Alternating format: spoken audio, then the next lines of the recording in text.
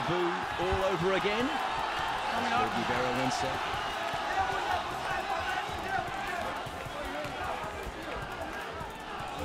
Pushes forward.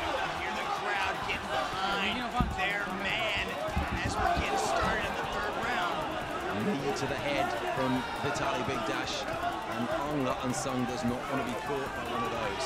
But look how composed he is. He's never very light on his feet, but planting those feet as he does gives him that extra power when he lands. He just does not look hurried, does he, Aung? He'll do this at his own pace, despite the fact that the crowd are encouraging him to step up the effort. That's what Aung has to do. He has to start pushing, putting these combinations together. Bigdash doesn't want no more of it. Stand up with Aung immediately get this fight to the ground, and that's where he's having the most success. You would think that the striking specialist would want to keep it striking, but he's choosing to take this fight to the ground, while the submission guy is having the most success on his feet. We recall how much he was stunning in those first 5 minutes from the power of Aung. No wonder then that he chose to take that driving takedown just 20 seconds ago and put the fight on the mat.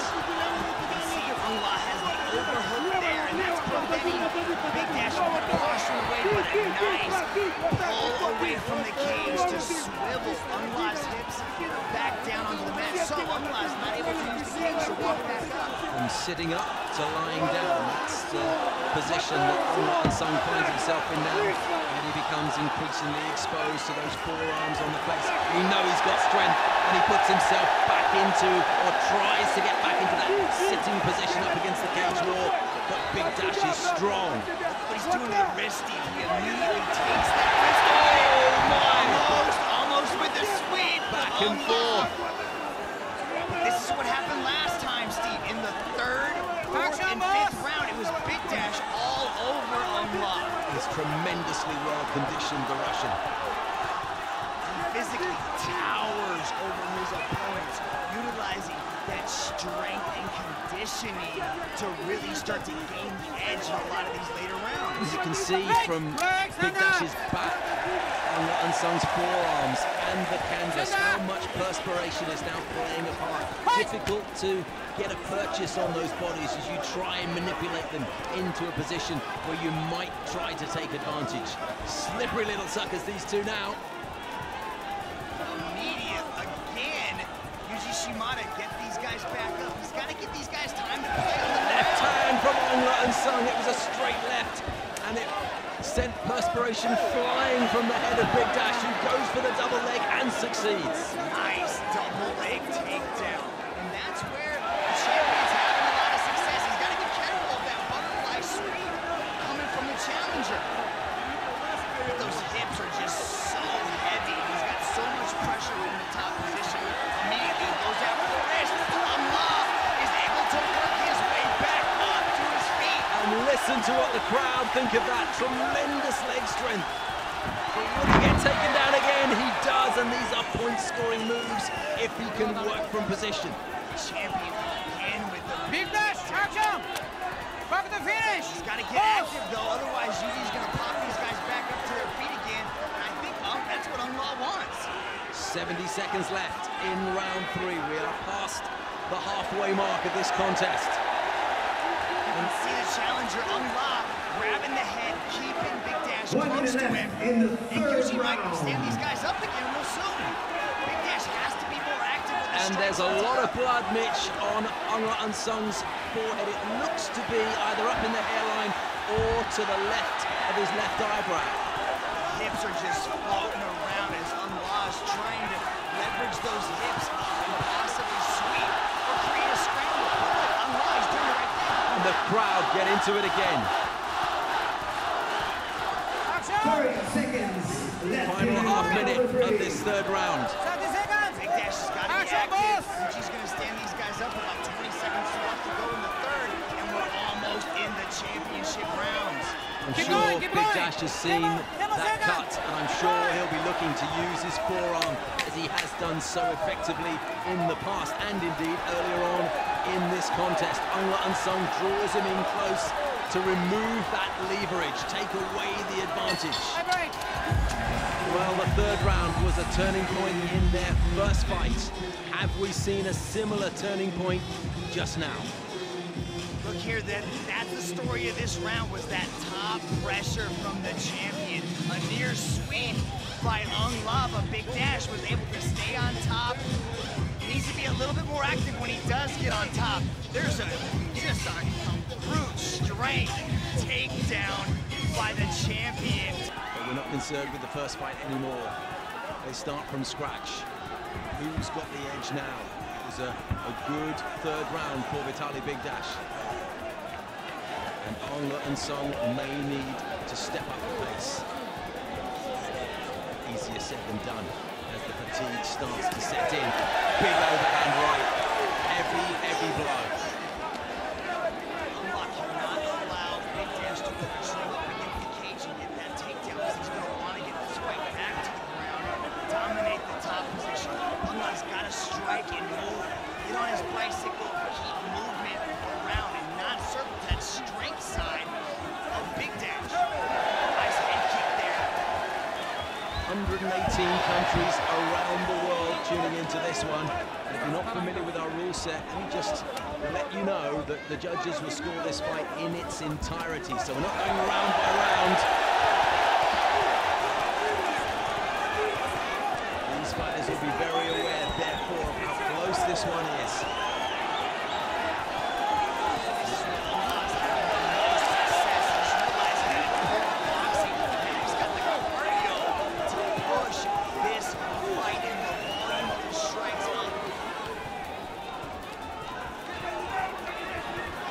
Minutes 30 left in the fourth round. Bigdash, action! We've been on our feet for the first 90 seconds of this one. And what you imagine is where Aung and Sung wants it to be.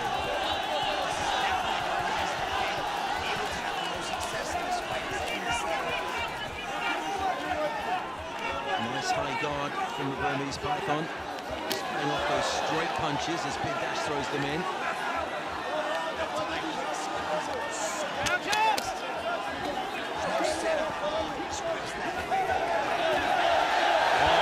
Superb right uppercut from Aung and Sung, and it caught Bigdash flush, and I think Bigdash for a moment wondered if maybe there was an eye poke. He's looking at the referee, not happy about something, but he's able and willing to fight on, though. He gave a nod to Aung and Sung, saying, yeah, let's carry on.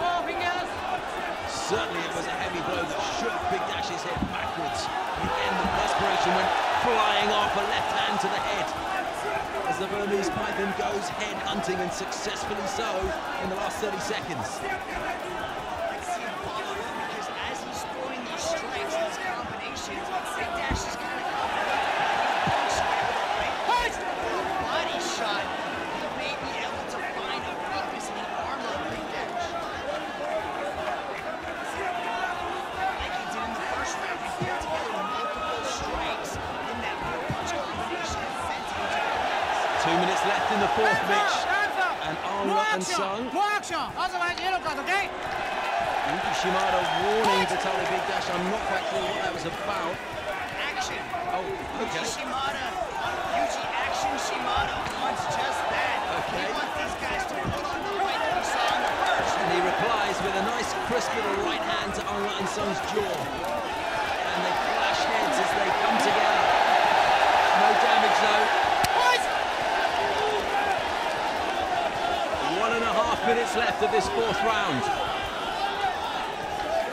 Aung and Sung still able to bounce on his feet every now and then, showing that he's benefited from a full camp this time, unlike in their first fight when he took the fight at only 10 days' notice. Vitaly Bigdash again communicating only with Aung and Sung, says, watch those fingers, you're coming very close to my eyes, if not going in them. No timeout, injury. 1 minute left in round number 4. See Aung trying to frame off, create a little bit of space, and he did open up his hands. He might have brushed slightly, but really malicious intent on his part.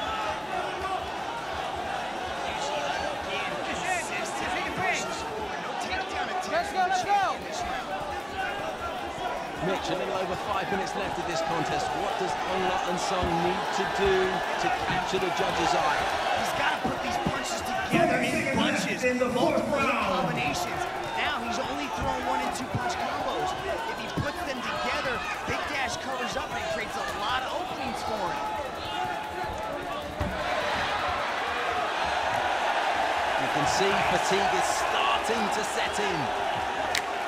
I think it's been there for a while, but these fighters are reaching down deep and displaying the heart of a warrior.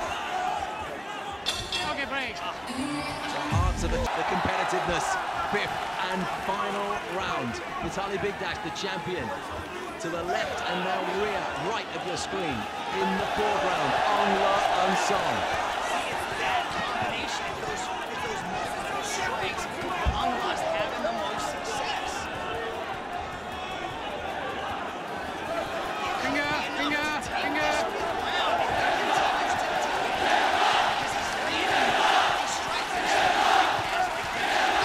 The crowd getting involved again. There can't be much in this fight. Surely the outcome will be determined in the next 4 minutes and 18 seconds. Let's go, let's go. Past 45 He's the champion belt. minutes that these Let's guys go, have let's been go. doing battle. The amount that you learn about your opponent in 45 minutes is a tremendous amount of time. Who has got the Watch out, strategies nice. their opponent figured out enough to capture this prestigious middleweight world title? Has the groundwork of Vitaly Bigdash made a difference? Has the fact that he's thrown punches in bunches made a difference? Has the strong, damaging single punches of Aung particularly in those first 10 minutes, made a difference? All will be told there. A superb example of the power that the Burmese Python can unleash on the champion. Nice takedown defense from the challenger. Reaching down deep. That's what he's doing. Strike combinations. He's putting those moves together. Stop the takedown. Keep this on the feet. Unload those combos. And that injury on the left side of Aung face continues to show visible signs of trouble. Brings up that left leg to the side of Bigdash's face. Aung taking a page from the champion's book by throwing that no-show leg kick. Left high kick. Big opportunity here, Mitch, as you watch it, for somebody just to be a little bit busier and show the judges that they are the ones who deserve the win. Aung's getting success when he throws multiple strikes. The third strike is landing. Big takedown attempt from the champion. Will that make the difference? They know that something small will decide the margin. Aung's got to get back up to his Yeah, feet. keep going, keep going. This could be it for the challenger unless he can work his way back up. Did he do enough in the early rounds? I think the crowd are baying for Yuji Shimada to ask them to get back onto their feet. Nice scramble to use the cage to get back up to his feet from Aung. Break. Yuji separates them, and he will indeed take them to the center of the cage. The crowd love it. Mitch, there's 2 minutes left. Everything to fight for.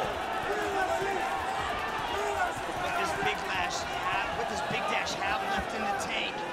What can Aung draw from this crowd to possibly see a title shift? Oh, big takedown from Bigdash again with a very awkward double leg takedown. But again, because of these unique variations of these takedowns that come from the champion, he's able to get this fight back down to the ground. He's nowhere near the cage.